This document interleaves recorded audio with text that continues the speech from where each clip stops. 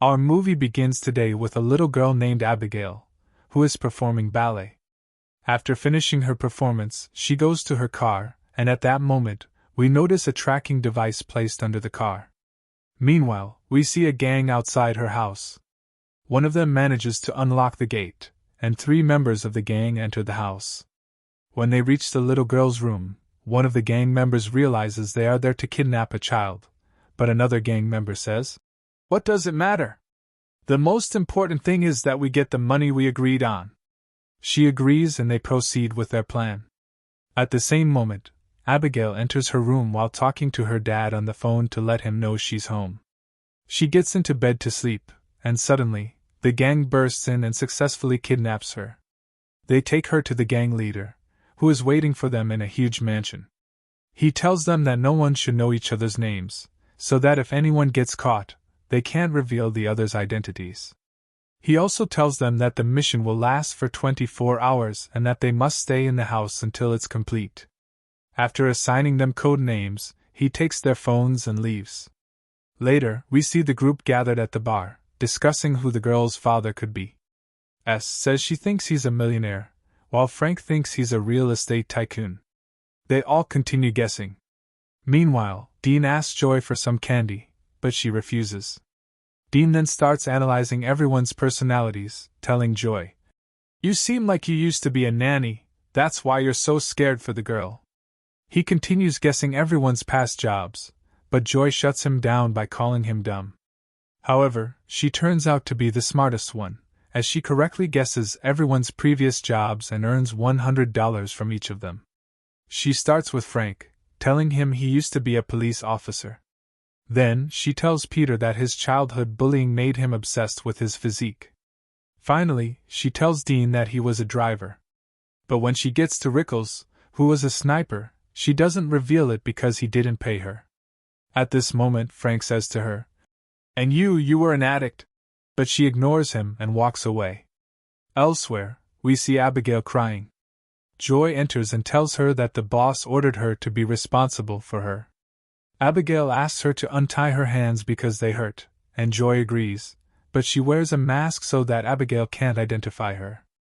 After calming her down, Abigail starts talking to Joy, telling her that her father doesn't love her and won't even care if she's missing. When Joy leaves the room, she tells Frank what the girl said and expresses her fear about what she heard. She asks him how he knows her father, but he insists that he knows nothing and it's clear he doesn't want to talk. Later, a police officer is surveilling the place and decides to enter the room without wearing his mask. When Abigail sees him, he quickly covers his face and threatens her with a gun, telling her to look away. He then asks her, "Who is your father?" When she responds with the name Christopher Razor, Frank becomes terrified and decides to abandon the mission. He packs his things and gets ready to leave. When Joy asks why he's leaving, he explains to the group that the girl is the daughter of Christopher Razor, who is a legendary and ruthless crime lord. Everyone decides to leave with Frank, and Joy suggests they leave food for the girl and call her father from the street to tell him where to find her. However, Peter suggests they should kill her, but Joy refuses because she promised the girl that no one would hurt her. Frank intervenes, saying that Abigail saw his face due to Joy's mistake of entering the room without covering the girl's face. He scolds her for not following the rules. Then, he asks Joy if she trusts the boss, and she answers yes, saying that the boss won't harm them. Frank tells the group to stay, reminding them that it's only 24 hours, and then they'll each walk away with $7 million. Everyone agrees to his plan. Frank then assigns roles to everyone. Rickles is responsible for surveillance, while Dean takes charge of securing the doors. There are 22 hours left to complete the mission. We see Joy walking through the house when she hears a strange noise coming from the library. When she enters, she realizes the noise is coming from the window. Suddenly, Rickles appears behind her and tells her he doesn't trust anyone in the group, and she feels the same. They agree to watch each other's backs. We see Sam, who knows how to fix the TV, sitting down to watch cartoons. Suddenly, she hears a noise behind her. At that moment, her heart nearly stops from fear, but she quickly realizes it's Dean messing around with her. At that time, Dean is so drunk that he can barely see in front of him. After Sam leaves, Dean decides to head to the kitchen. On his way down, he notices a picture of Abigail, but because of his drunkenness, he doesn't give it much thought. When he enters the kitchen and walks toward the fridge, he notices that the door behind it has opened. He wonders who did that, and as he's still processing it, he hears a sudden noise. Sam also hears it and realizes it's coming from the kitchen. When she sees the door open, she heads toward it but finds no one there. As she's turning around, she sees Dean sitting on a chair. She thinks he's still joking with her, but when she touches him, she realizes his head is separated from his body. At that moment, she screams loudly until everyone rushes down around her. After witnessing the horrifying scene, she begins to vomit, and everyone is terrified by what they've seen. Frank starts to suspect that Sam killed him, but Joey denies this, saying that Dean was attacked by a wild animal and that they all need to be careful. Ricketts, who is scared, starts talking about Christopher Razor's men. He says that one day, they were all arrested and placed in a room together. On the day they were supposed to be sentenced, they had a lot of guards watching over them. But when the FBI came to check, they were shocked to find that all the guards had been brutally killed. Then, we learn that the one who killed them was Fanders, who works with Christopher Razor. Ricketts continues, saying that there was no way in or out of the room except for the windows, and the room was on the 22nd floor. At that moment, Joey tells them they should check on the little girl, and they all do. Afterward, Ricketts decides to leave because he's worried about his own safety. But when he tries to open the door, he's shocked as all the doors suddenly slam shut. Then Joey heads upstairs to Abigail's room and asks her if anyone entered her room other than her and Frank. Abigail tells her no, but then reveals that Frank works with her father, Fanders, and he threatened her to keep the secret. Joey is shocked by this and quickly leaves the room, finding Ricketts waiting for her outside. As soon as she leaves, Joey tells Ricketts what happened. He then tells her that they have to kill everyone else and escape. They agree on this plan and split up. During this time, Joey hears a sound, but when she turns around, she sees nothing. However, she notices that Ricketts hasn't moved. When she approaches him, she realizes that his face has been eaten, and unfortunately he's dead. At that moment, Joey runs toward Frank and points a gun at him, asking, "Why are you doing this?" Frank looks confused, not understanding what she's talking about. She tells him, "I know the truth, and I know you're Fanders." She explains that Abigail told her everything that happened when he entered her room.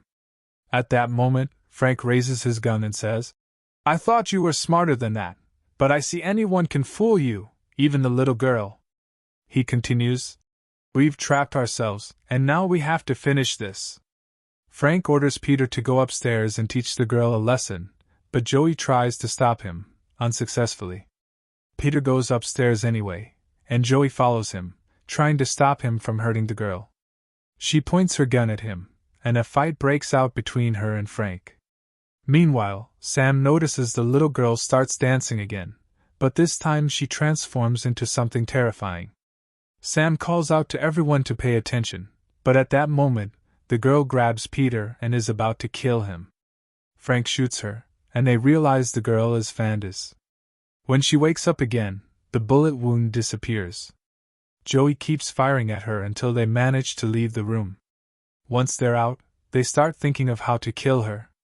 Sam tells them they can kill her with sunlight, but Frank says it's nighttime, and there's no sunlight.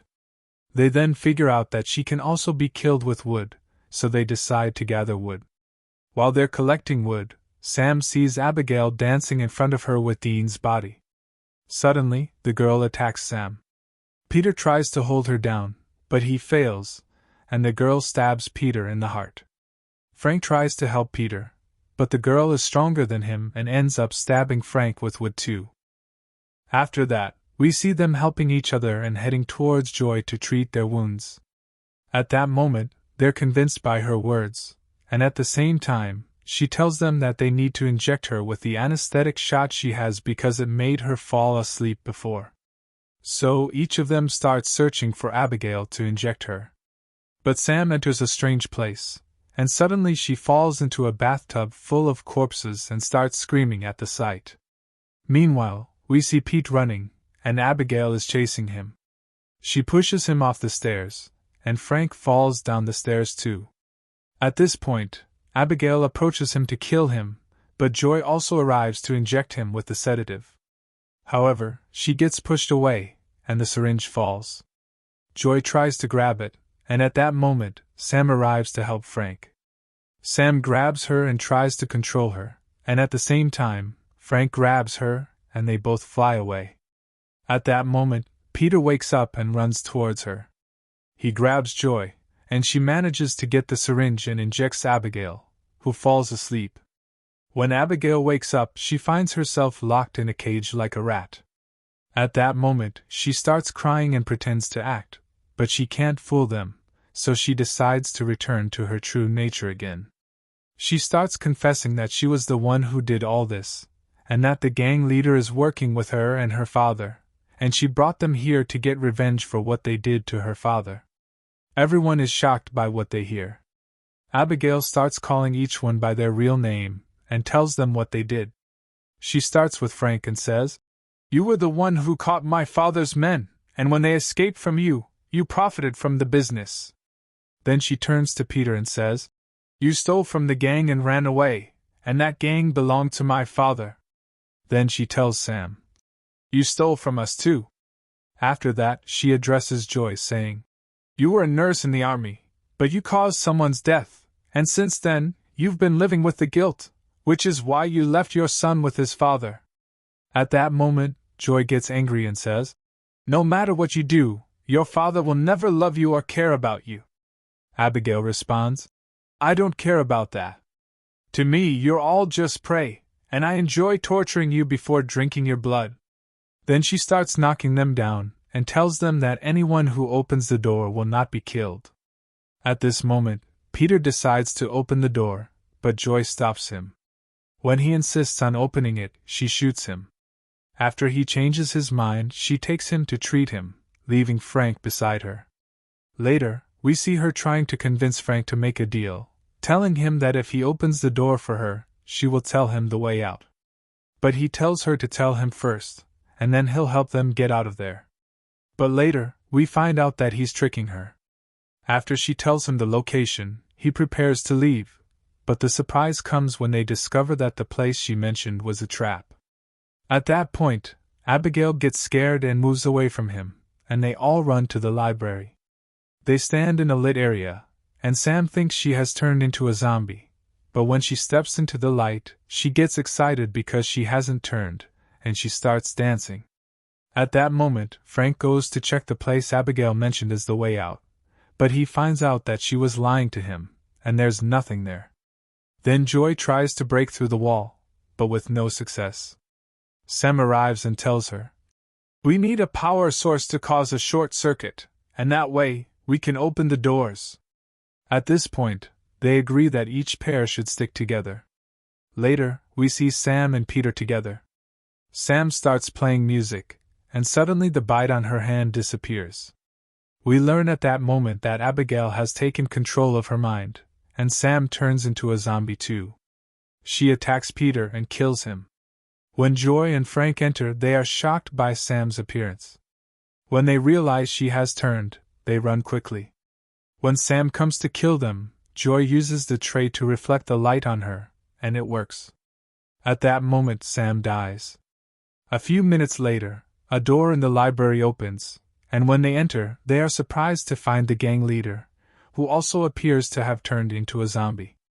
At that moment, he attacks Frank and successfully grabs him. Then he kills Joy. At this point, Joy is very afraid of dying, but the gang leader kills himself before he can kill her. The gang leader continues to beat Joy, enjoying it before he kills her, but he throws her from above. Joy manages to save herself, and asks her to join forces to take down the gang leader. Afterward, they both promise that they will make it out safely. Joy agrees, and they start attacking Frank. But Frank manages to escape from Abigail. In the next moment, Abigail wakes up and attacks Frank, but he's stronger than her and knocks her down. Right after that, he strikes Joy. He thinks he has taken control of her, and he asks her to kill Abigail. At that moment, Joy pretends to obey him, but she and Abigail attack the gang leader together, and they manage to defeat him. In the end, Abigail reassures Joy that she won't turn into a zombie as long as the one who bit her is dead before she transforms. After that, she lets her go, but then Christopher, another zombie, enters, planning to eat Joy too. But Abigail tells him, "I promised her she would get out safely." So he lets her go and tells her to get out quickly. Joy runs and manages to escape, becoming the only survivor from that cursed house. And that's the end of our movie today. We hope you enjoyed it with us. Don't forget, if you liked the video, support us with a like and a subscribe.